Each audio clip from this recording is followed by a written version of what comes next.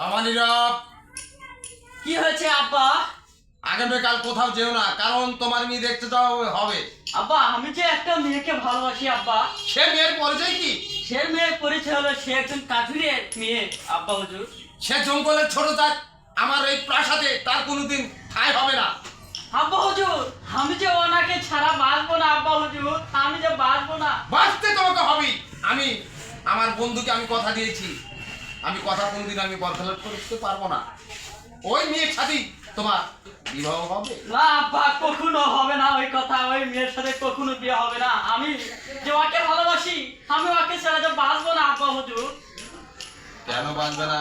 আমার কথার অবৈধ হলে পারে তোমাকে আমি আমার এই সমাজে আমি তোমাকে রাখবো না। আব্বা হুজুর ওনার রক্ত আপনার রক্ত তো একই।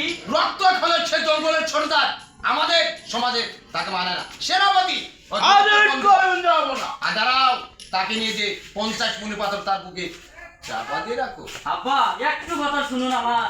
আপনি আমাকে লাশ পর্যন্ত পরে আমাকে এই শাস্তি দিলেন, কিন্তু আব্বা আপনি জেনে রাখুন আপনার মনের আশা কখনো পূরণ হবে না। আমি যে ওই মেয়েকে বিয়ে করতে যাব, কারণ ওই মেয়েকে তুমি যদি নাই ছাড়তে পারো তাহলে তোমাকে আমি ত্যায্য পুত্র করবো। এই প্রাসাদ থেকে তোমাকে দূর দূর করে তাড়িয়ে দিব হারামজাদা।